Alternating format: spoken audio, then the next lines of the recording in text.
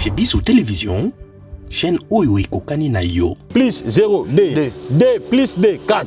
4 plus 0, plus 4. Or, chiffre 4 est un chiffre à tentation. Or, ange à travers le chiffre 4, Mebayel. 20. Tozi D. 2021. 2021. Tozi D. 0. D. 1. Tozi D plus 0. D. D plus D. 4. 4 plus 1. 5. Chiffre 5 est un chiffre à grâce. Jésus-Christ a combien de lettres? 5 lettres. J, E, S, U, S. Et puis ici, 5 lettres. Chiffre à grâce. Dans en Afrique, qui est comme français, à la type comme au lieu à changer de nationalité, mais na combo na ye, mais changer comme automatiquement perturbation et au salam na banque spirituelle. Parce que ange oyo atala magambo va bien kaye poriel. 2022. D 0 D D. Toujours D plus 0 égale D. D plus D 4. 4 plus 4 et 4 plus D 6. Signe astrologique, il y a 2022 et puis 6. Le chiffre 6. Plutôt, le chiffre 6. D'abord, ezali nombre pair. Ezali toujours kende. Oh, chiffre 6 est un chiffre de victoire. Ange wana oazo gérer 2022. Akoye basikoyo ko s'harmoniser na bato nyonso bazali na kata ba lettre pair. O bazana ba ne pair. Bangwana ntu ba ozo grâce ba orana bango ko vibrer na 2022. Aigle ipupa azali na na chiffre impair. Ana chiffre impair. Or année na ye eza na année oyo 2021 de année na ye eza plutôt année na ye oui en lettre impair année eza 2021 raison pour laquelle na année oyo fali alongi ba musicien nyonso A B C D E F G yaza 7e 7e ezali chiffre pair oyo ba bengango lettre ya achèvement lettre ya repos. Donc ça veut dire que pour la faire, il y a un régner ming na bané père. Donc année à faire ça 2022. Combien? 23. 23e. 23e ezali tozui D tozui 3. D plus 3 5. Donc azali na année non. D plus 3 5. Donc ezali 23 azali na année père. Donc année oyo ezali année ya watate. Wata année na ezali année 2022. Et ça peut être makasi na 2022. JKL. Donc azana 12e ezali année impair. Année impair. Yango moni papa de Niles asali ba grand pétage, c'est le premier prophète, le grand pétage le plus populaire. O agangi awa ba supporter ba gangi. Oh. Hein? Bien wo. Donc, tant que cri wana ya muke, mais ekangi monde entier. Et puis abiki pe azumbongo a partir ya cri wana. Donc, signe numérologie na ezande aneo. Ayebiso que pesanga date de naissance, mbalama au pesa date de naissance. À partir de date de naissance, à calculer signe numérologie na. Il peut même te voler l'étoile, il peut même te voler la chance à partir quand il y a calculé ya sali. Abebisi pe vina yo, abebisi orana yo. Des conseils na bande konabiso pour créer un Facebook, éviter que tu date de naissance na yo logique.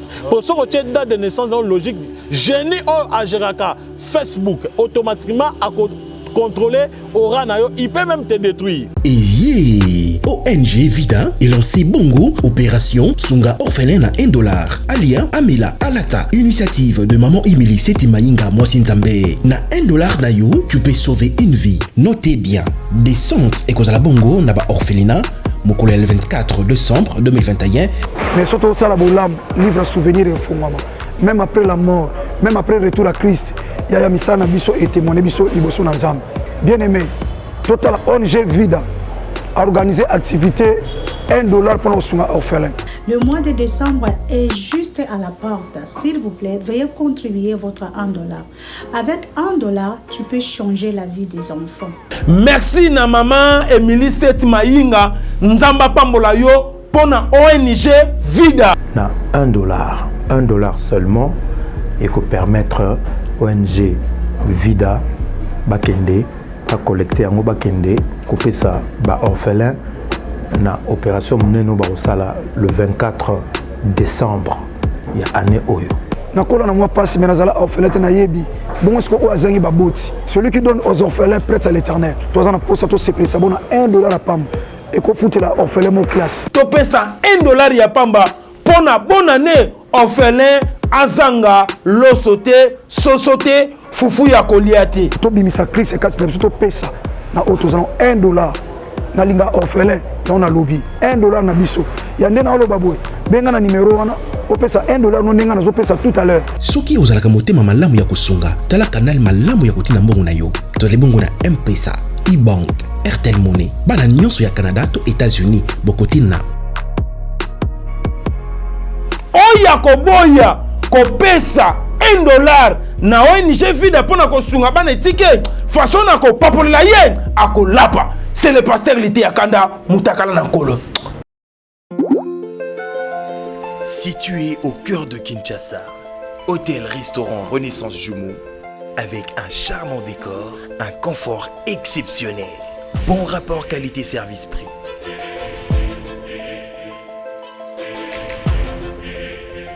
Service en salle et room service impeccable. Hôtel-restaurant Renaissance Jumeaux, au croisement d'Ibaya Kassavou. Avenue d'Ibaya A2, quartier Matongé, commune de Kalamou.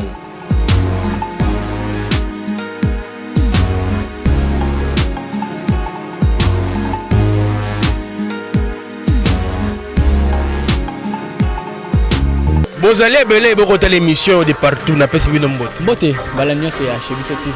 Oui malamu na mission na bino réponse à nos questions. Yande ko na pesi moyini nanga mbote, moyini bonjour, moyini nanga bonsoir.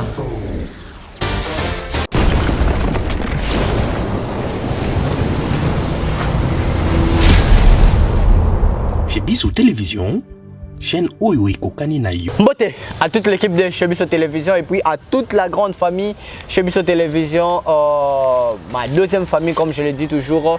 Grâce à vous, aujourd'hui on est toujours là. Grâce à vous, bon Shebiso confiance wana ya ko yamba kabasala nzambe et puis bozo yamba bango na motema, bozo yamba ba prédication ya solo, bozo yamba ba bon témoignage, ba belle révélation et surtout comme aujourd'hui c'est une journée très spéciale, on a une très bonne révélation à vous donner, cher internaute, avec qui cet homme, c'est une personne qui vient souvent dénoncer le mal, dénoncer terme ya mabe oyo molim monde ya mabe memela biso pour que bungisa surtout biso ba jeune nzela. Alors c'est qui cet homme? C'est le prophète Ézéchiel, l'homme de Bishima, mon pépé et ratarate abi mikolo ba mo benge Shinarambo. Donc voilà, aujourd'hui je suis avec lui, on va parler plus un peu, on va toucher l'émission précédente les cas qui parlait le mot là, le slogan mbote, et puis voilà, est-ce que tant à ça la biloko wana zaka combattre par après. Donc on va essayer de toucher ça et puis on va parler maintenant aujourd'hui, thème Nabisu à jour, c'est les signes astrologiques. Donc les signes astrologiques et puis numérologisation. Et comment on va pas numérologie. Numérologie, voilà. On va parler aussi sur le numérologie. D'où vient nos noms et où t'as wapi et puis voilà. Là t'as comme Brad Bumba. Est-ce vraiment c'est les vrais noms au Nazarano? Et puis est-ce qu'il faut qu'on change ça? Non, Nabisu même si tu voyages, tu salis moi déplacement, l'homme de Dieu va nous décortiquer ça. Voilà. Merci comme ça à toute l'équipe de Shebiso Télévision. Merci à Denis Monsolo, Elias à la réalisation, sans oublier à Chris derrière la caméra. Merci à toi, merci à Chik Moukadi, merci à tous mes partenaires, maman Emily Maïnga Seti, Blaise Ochudi, vous êtes nombreux de nous suivre partout dans le monde, sans oublier maman Aminata Ndongala Bile. Voilà, je suis là avec l'homme dédié, mon pépé, et Ratarate. Bishima mon pépé Ratarate. Ah, prophète Ézéchiel. Brad Bumba. Babo Biongo. Shinaram. Babenganga Shinaram donc Bishima mo pepe ratakate donc mo pepe ko kanga ngote. Ato sali. Donc ato sali ndenge nini. Omi kanga yo moko parce que biso za boye to vivant na mo pepe. Donc soki mo pepe za te sabili toza parti toza nil donc toza te. Yango moni bato babenga Bishima mo pepe ratakate. Donc Shinaram. Vraiment. Avant toute bonne émission, comme biso na prière to kota na présence à Kolo. OK. Zambe na pambolio na commission. Pambola mutu nyonso avant na ndako na azotala biso azana bureau azotala biso.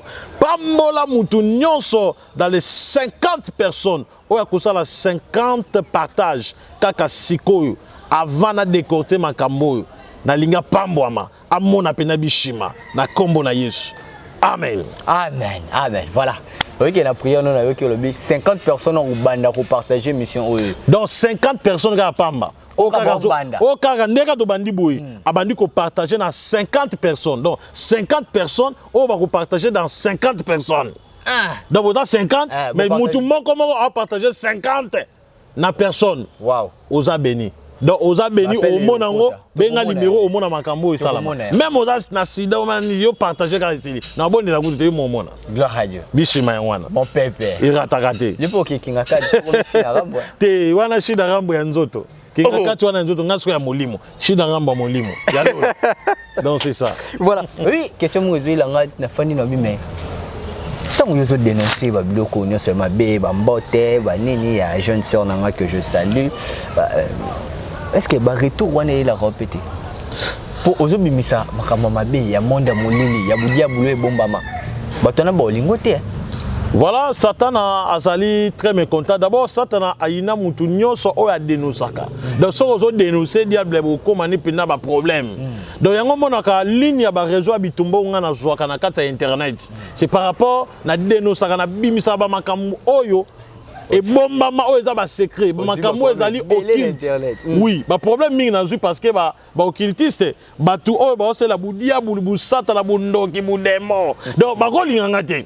Donc ba otindela nga maladie, soki ba zunga maladie po ba yebi ke ezonga te. Ba otindela nga nini? Ba provocation bishima da boye. Donc yango moni ke il y a un moment donné, bo mona ki internet mo bimbe elobela ki siringa, e finga ki elobaki ezali bitumba. Makambo nga na dénonçaka. Imaginez-vous, papa, on dénonce Ekachaka. Ekachaka a DS à Makas. On a dénoncé DS au Ngobila. Oh, Azana Ngobila. Asa démon, Asa génie. Vous comprenez? Ce qu'on y a soit na diable Azana et on a raté. À combattre nga au Bumbisanga. Donc, bitumo nga na soka ezali par rapport à ko dénoncer nga de Satana Bumbisanga. Mais le col a déjà créé pour Nabitumba. La salama pour Nabitumba na bangate. Bitumbe zalaka un jour bomona on a dénoncé Ekachaka, on a dénoncé Sin ya Aigle, Sin 8 à Sagala Maboko. Bomona ba zombie ba yana ndaku. Ba balinga ba ma petit frère. Ba tombola petit frère ba bambaye na porte. Ba da téléphone ba boki libanda mais to la biso balé. Voilà. Ozomona ba zombie ba bundisa mais tant ba ye pas bishima mon pépé. Ba moninga te mais ba beti petit frère.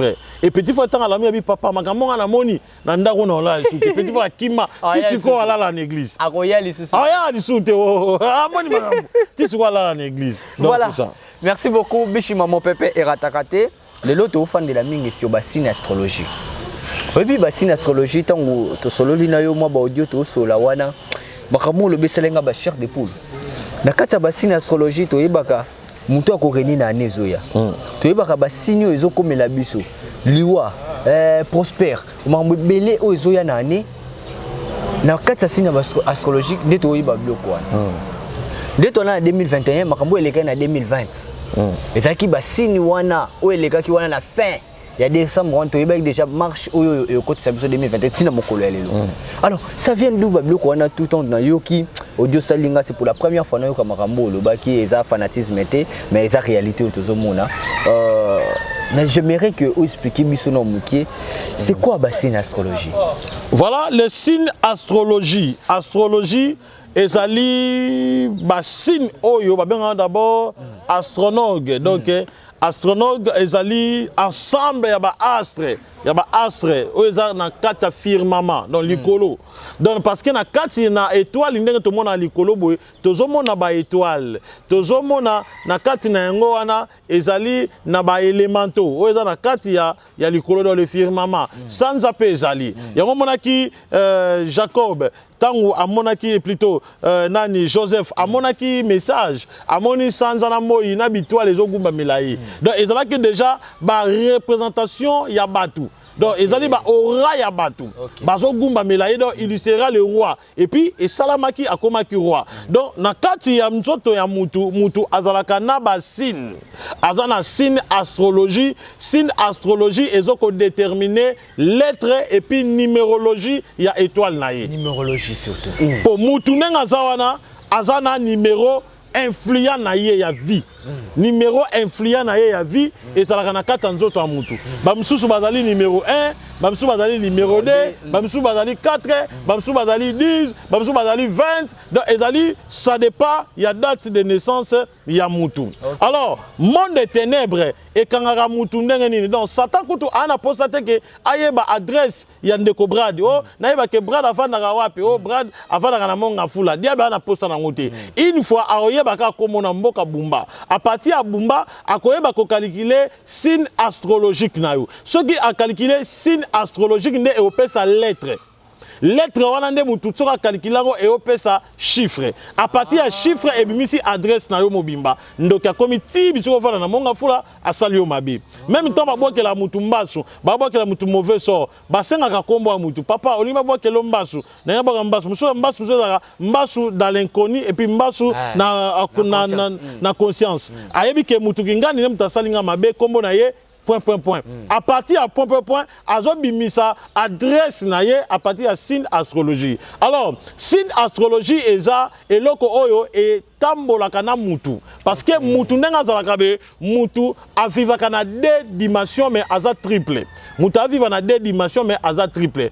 Ndenga tozalaka bo to bota makana kombo oyo ba pesa biso na ba le 24 veya siko tangu toyaka na ba famille na biso à partir ya ba généalogie tozalaka na ba kombo ba pesa ka biso vous comprenez raison pour laquelle ange Gabriel a précipité ka la famille ya Joseph Foyeb sabango ke mwana wana arobota mabo pesa kombo Jésus. Pourquoi? Parce que signe astrologie à Jésus et sengeli est en concordé na kombo oyo ba le 24 veillées sengeli ba pesa yi. Pour ceux qui a précipité quitter ba nga ba pesa Jésus kombo mususu. Ba lukele kombo a famille à Joseph. Et puis so ba pesa qui est kombo a famille à Joseph, mission ya Jésus ngeza perturbé. Raison pour laquelle bayebe ko pesa ka kombo oyo ba pesa ki elingi koloba nini ndenge ozaboyo mutu nyonso ava aya na kata mokili oyo ezaka na kombo moko ba pesa ka ye tangu moi sa mobali basala rapport sexuel une fois semence to benga spermatozoïde et sangani na ovile ya mwasi et sengele sala 7 jours donc moi si so sangsana mobali nzoto ke ba semence sangani na ovulation ce que ça le premier jour deuxième jour troisième jour quatrième jour et ça n'a problème été dès que betika ka 7e jour mbala moko son et ko sonner na deuxième monde angélique bisika ba les 24 vieillards ba vandaka bango ne mutu ba décidaka si destin ya mutu et dès que son wana sonner ba comprendre que il y a un désir moko uti la mokili et c'est une nouvelle créature asa nini akita siko tango bango ba ko mona bongo ba ko yeba ko libérer siko âme wana bako libérer yango et ko bibakaka na premier monde angélique bisika monde ya ba ange ba ko gérer relation sexuelle ba benga ba ange anaël ya mettre fona lubara mobalo ala makasi na mwasi boité OK na ba premier écouter deuxième écouter troisième écouter quatrième écouter cinquième écouter sixième écouter septième écouter neuvième écouter so ça la yangote oui so ça la yangote on a problème on a maladie spirituelle et c'est ngeli ba traiter na ange anaël ange rapport sexuel ce que lié à obimisa âme à partir ya premier monde angélique a memi ngona deuxième monde angélique. Tant que on a deuxième monde angélique, le 24 vieillard bako s'est décidé que mouton denga zabo na mokili azala peut-être géomètre, abongana ki géomètre, ou bien abongana ki journalisme, ou bien abongana ki député, ou bien abonga na musique, ou bien abonga na belanga nzambe. Yo mona bande ko na biso ba fali, ba wera ba kofi banini. Ba bonga na musique na bango pesa destin na bango. Batu ba se décider ngo ezali nini ba le 24 veillard. Donc musala nyonso yo bonganga na vie ezali destin na yo. Même ceux qui obongi na ki kuluna destin eza kuluna. Mais c'est ça. Obongi na ki bombe destin eza ki bombe. Net ba prophète ba déontologie mandefu na mbange belé lokolo yanga. Ba bonga pe na ki déontologie. ya kobuka bato professeur va dévoiler bato bunisa bishima ozo comprendre donc ça veut dire que mutu na mutu abonga na ndenge na ye Chic Mukadi abonga ta patron ba chaîne sur YouTube et ça destin Chic Mukadi donc soko meka bloqué au chaîne tu pas voilà la banga il faut soko meka bloqué au chaîne donc et ça abonga na ndenge ki YouTube donc ba ange ba décider bongo siko tant ba koma wana ba tie destin siko ba osani il faut pas même destin wana ba kene ko so combo na yo na 7e dimension et sika ya yeme Jésus-Christ tant ba ke so combo na yo kuna ba baptiser combo na 7e dimension ba ye na yo na 2e monde angélique ba tindio na kata famille songolo pakala so tango ya na kata famille songolo pakala oye de na combo na yo oyo ba être ba pesio ba les 24 veillants ba pesio si qu'on a 4 famille wana tango zokota okobota maselo kombo ya famille na bango ndeti biso koko na biso zaka matitika ngape na ye ba pesinga matitika bana nanga na bota na bana misatu mibali ba boga lokola nga papa na bango nyonso pe ba matitika ozo comprendre c'est biso tout ça ba c'est bon ozo comprendre donc ça veut dire que tangu mwana ngai doke ngana botami na kombo ya matitika bradu ko sekate na bot le tout le biso bête tout arawala ngana yo ka somo ngana ba ngai mibali kaka po ba nyokola basi ba maman na lingi bino bosunga biso donc cela veut dire que ah bon sans ba maman biso to za te ba sunga biso to vivre te na pesi ba mbote maman Karine maman Liliane mbote ya mwana maman Karine bino to pesi bozo mbote ya mwana siko problème nini tangu sikoyo mwana wana abotami na kombo ya famille donc osana deno alors ndenge osana deno no oyo yo kokuta na famille wana ekozana antitype ou bien elilingi ya le véritable nom na yo yango monaka soki mutakufi ange de la mort ayaka abenga mutu na kombo oyo ya kufelité abenga na kombo oyo azala baptisé avant aya na mokili. Donc comment les fana na âme alors? Il fana na âme. Donc âme ya na kombo nango. Nzoto physique et ça pe na kombo ya famille. Sikoyo une fois oye na kata mokili bakopesa yo lettre. Lettre wana ekozala na dimension ya âme. Lettre wana sikoyo ekozala eza signe numérologie na yo. Yango ne babengaka astrologie, signe astrologie na yo.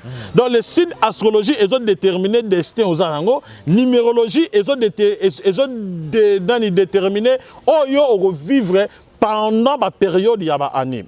Et ça, selon le nombre de signes des années paires et puis le nombre de signes des années impaires. Il y a une année à Zimbabwe, année à Kembi, année à Yebani, année à Kiti. Donc, ezali selon variété. Même la musique.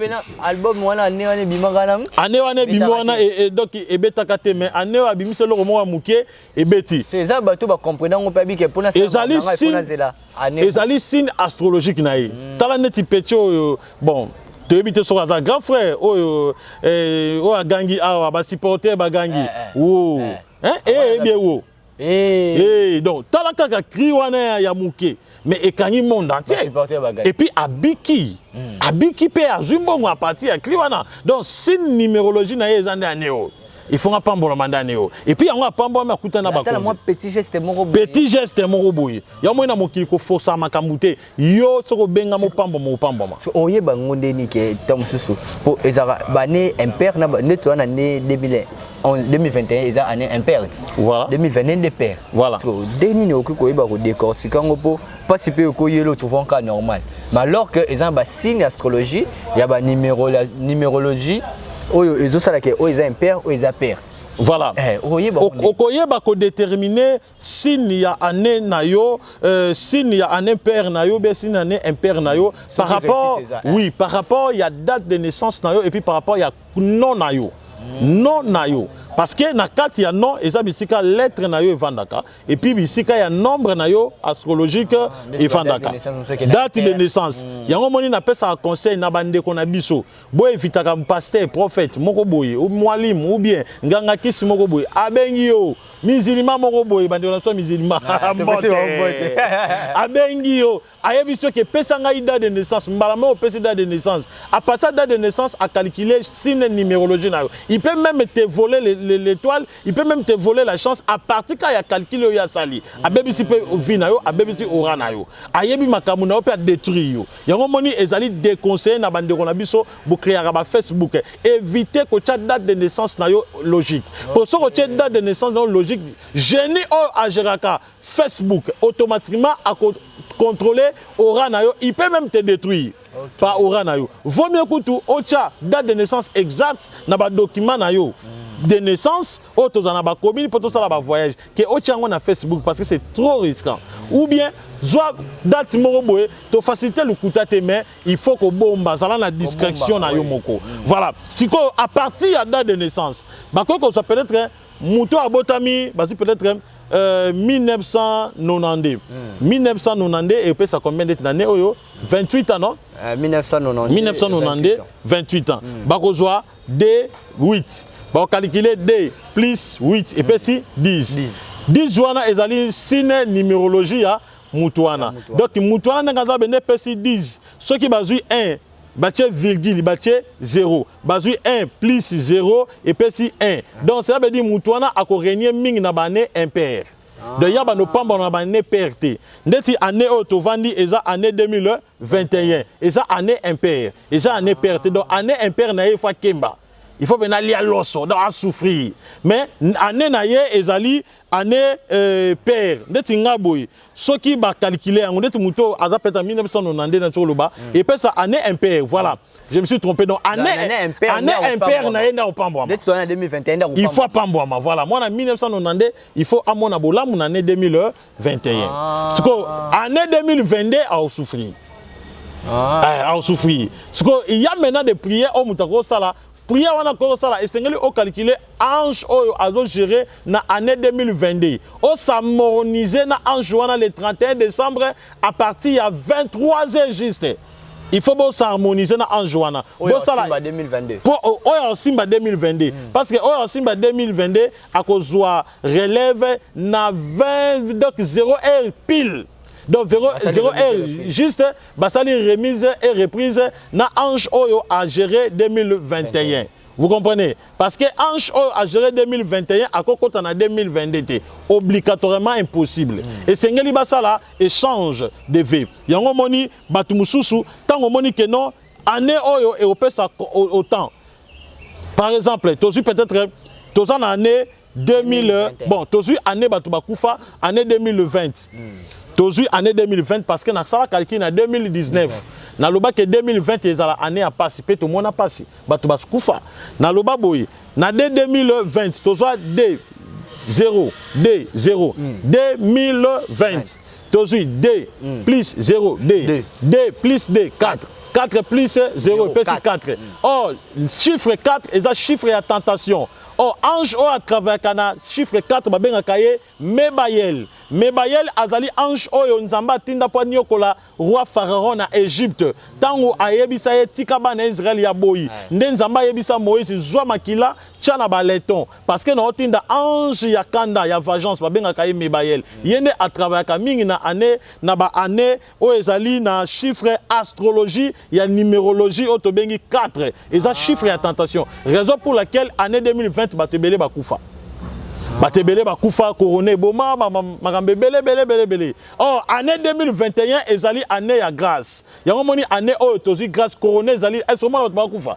Ah rien. Bakufa te mutazi corona seni abiki. Tozi 2020. Tozi D 2021. Tozi D 0 D 1.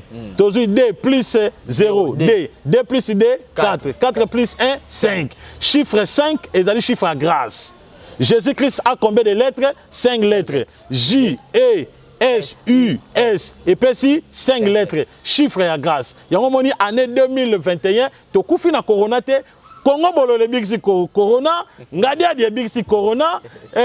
Mundongo et big si corona. Vous comprenez? Parce que tous en année il y a grâce. Alors 2022. Dès que tu m'as cambouisali to calculer nganayo. Donc c'est ça. Voilà. Au moins, il y a sans pour autant vous flatter, l'homme de Dieu. Il faut que tous aranayo pour toi apprendre maramoi belé bonakata plateau na biso yabasini oyoyo. Alors appelez le numéro de prophète Ézéchiel est affiché là-bas, appelez pour avoir tant que yo yeba kisini na yote. Ce qu'on peut calculer yo moroté parce qu'il a parlé aussi ya ba combo na biso ba mboka mais ba combo mboka pe et ça peut il faut to calculer ba combo ya mboka. Surtout la diaspora est belé. La diaspora a un problème parce que la diaspora tant que na poto a changé la combo. A changé combo a lati combo ya mutu mususu.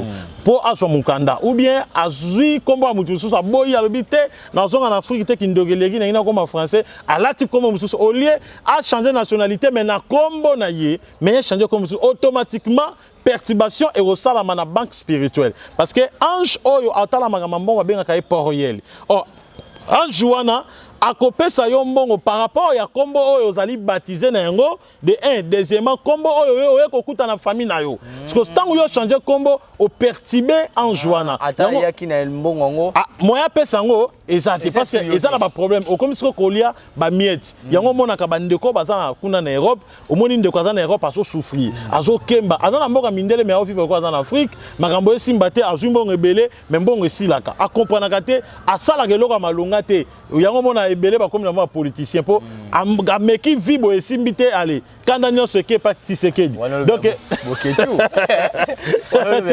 Boketu quand Daniel Seke pas Tshisekedi pourquoi parce que a moni que makambo esimbite abani ofinga ba kofi ba wera pourquoi parce que vie na ye mo ka changer combo na ya baby sa vie na ye yo mo ba conseil bandeko ba na poto so bi ke o changer combo benganga na plus 243 97 76 24 454 ngana ko na kolongola combo noté ozala nango mais tokozongisa signe astrologique na yo na identité na yo et puis et s'harmoniser selon ange du destin et ange pluriel pour vivre sous l'harmonie des numérologies il y a ange de l'année. Parce que vous savez que comme la tiana et kangyo mabota et kangyo mabota et kangyo mabala et kangyo makamebele peso mabota na bana awo na libala bonheur moko bo bonheur ezaka mbongo te obebisi vina yo donc éviter ko changer ba combo oh na botama na combo mapasi oh mapasi oui mapasi ngi ko ba souffrance na changer combo attention ko ça la presser ko changer te po eza combo ya souffrance luka muto ayebi po ayeba ko harmoniser na ange ya bonheur po mapasi e comme mapasi te mais comme bénédiction. Donc c'est ça. Voilà. Et comment bénédiction. Merci beaucoup l'homme de Dieu de nous révéler tant de choses. Bon, mais on a émission comme on a réponse à nos questions. On cherche toujours, excusez-moi, à trouver les bonnes réponses à toutes les questions. Automika Rotuna, Basal Nzambe to Yambarandesi, prophète Ézéchiel Botoza, on a plateau. Si on place au pénal na Fandeli, on a banga qui m'a cassé en gros tokomi. 2022. Qui va régner en 2022? Nani okufa en 2022. Ba signe astrologie, yoza prophète, yoza sentinelle. Nini yokiko koma, nani yokiko régner. Ezala na normalité, au pouvoir politique profane, na binomo basala nzambe et que ndaka ndenge nini 2022 toko calculon ndi ndongo lobeto ki na biso et puis qu'est-ce qui pourrait arriver en 2022? Voilà. 2022 toujours calculer en gros na sala moi rétro mouké à 2020. Au moins 2020 tout le monde a mitaka les bima. 2020, tout le monde a ndenge ba pasteur, tout le monde a banani ba chantre banzombo et monana. On a 2020, tout le monde a ba marambe belé à mabe. 2020, ba to belé ba kufa parce que zaki ange à tentation. Ba to ba ke bana ba né.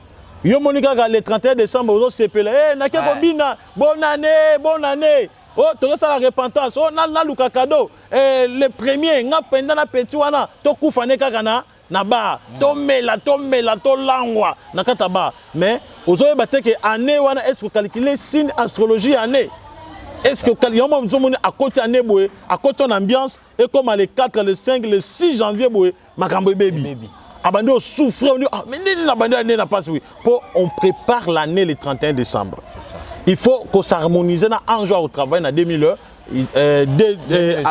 année à Sika nouvel an voilà.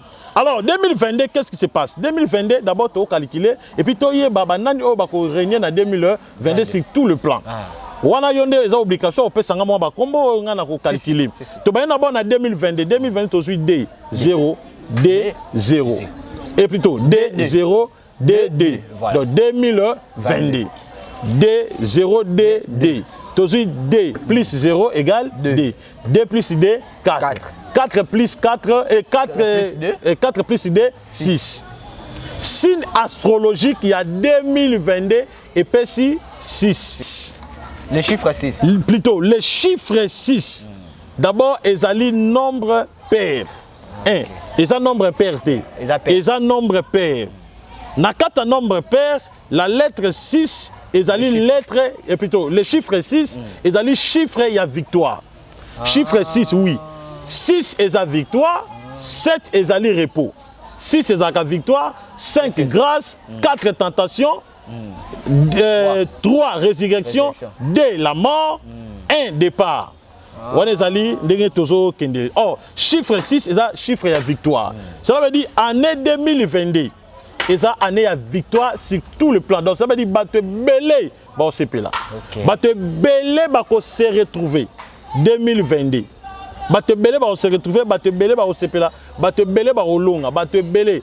Bato wana baza bato oyo ba vivre dans l'inconscience te. Baza bato oyo ba yebi ko s'harmoniser na ange na bango le 31 de décembre. Neti bato ba contacter nga neti mikolo oyo. O ba ko zwanga, to bana déjà ba séance. Ya ba prière pour ba s'harmoniser na ange wana. Alors, ange wana oyo ado gérer plutôt le chiffre 6. Oyo da chiffre ya victoire. Ange wana oyo ado gérer 2022.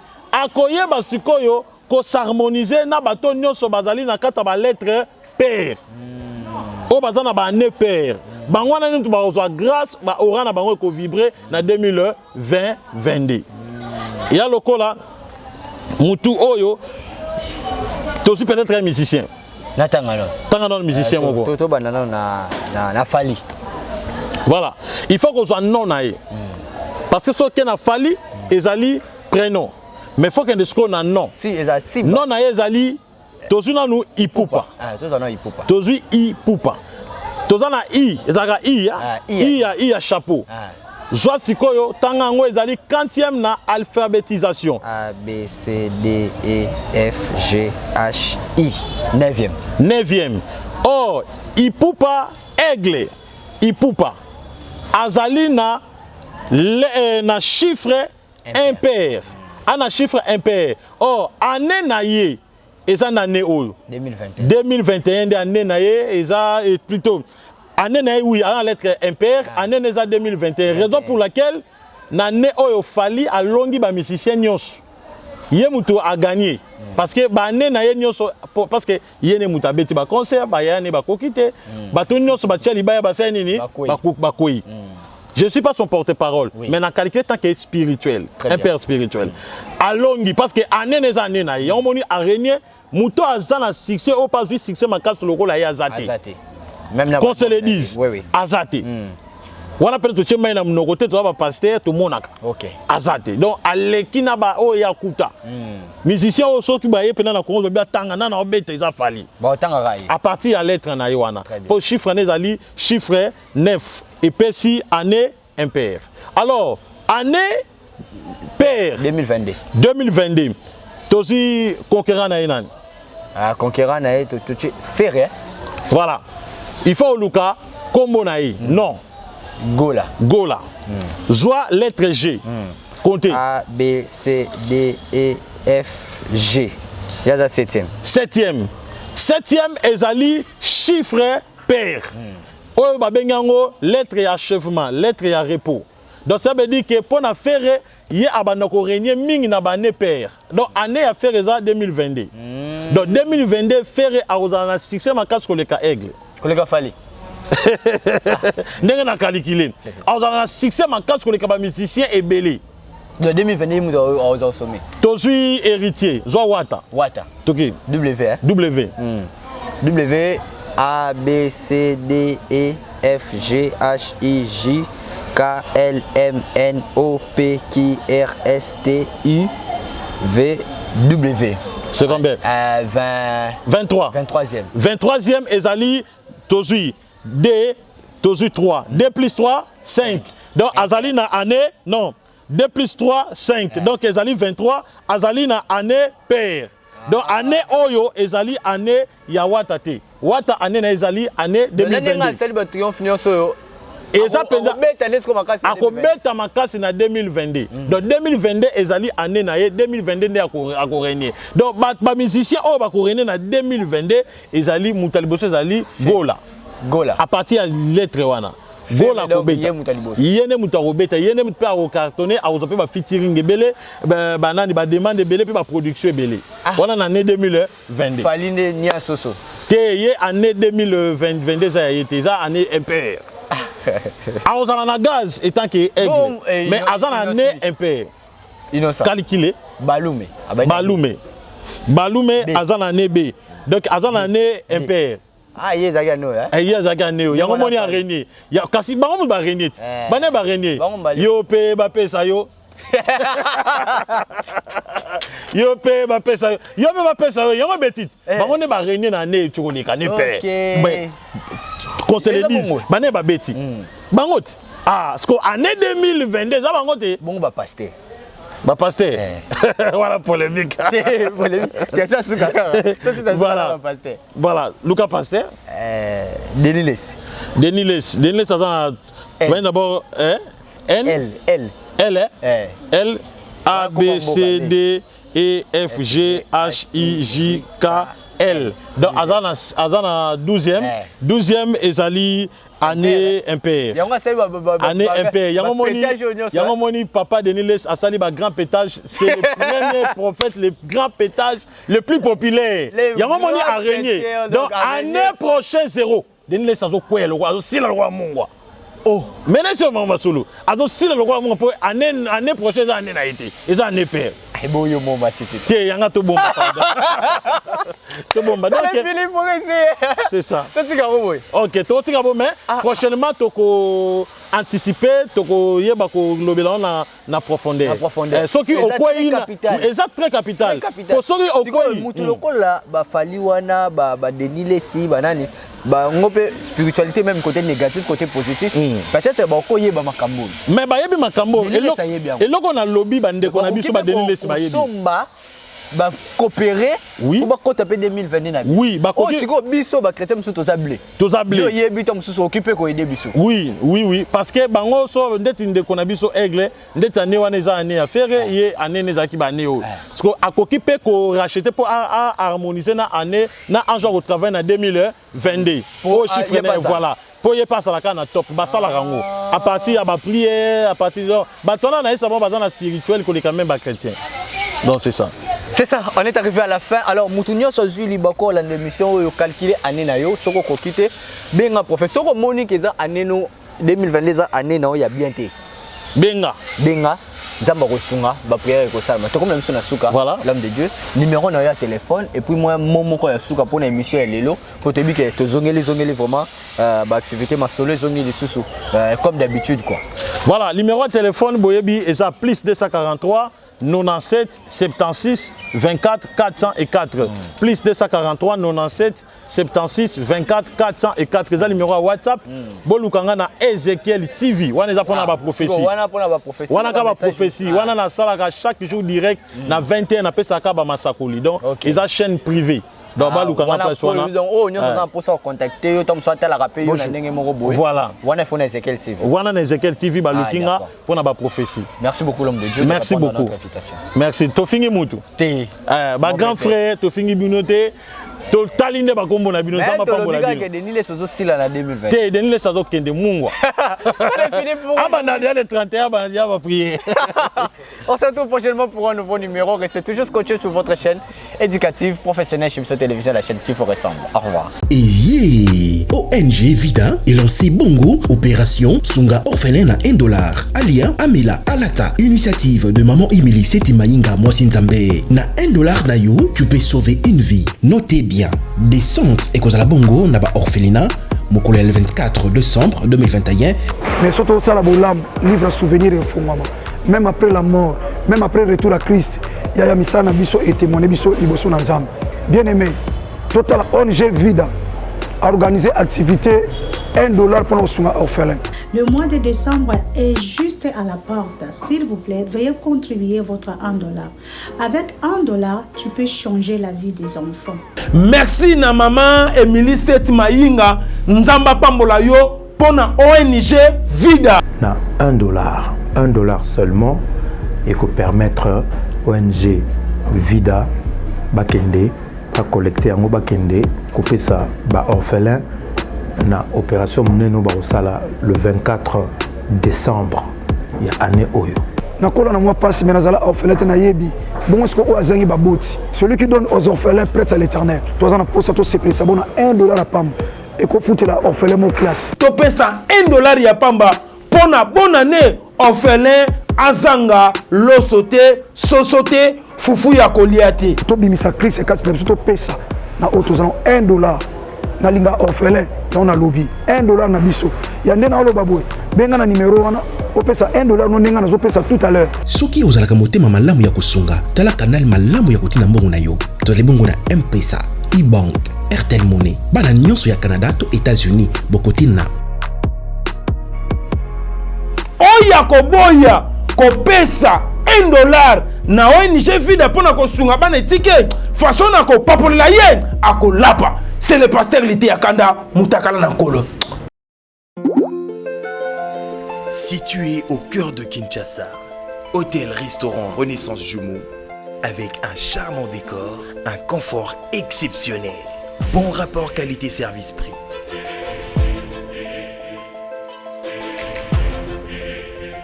Service en salle et room service impeccable. Hôtel-restaurant Renaissance Jumeau, au croisement d'Ibaya Kassavou. Avenue d'Ibaya A2, quartier Matongé, commune de Kalamou.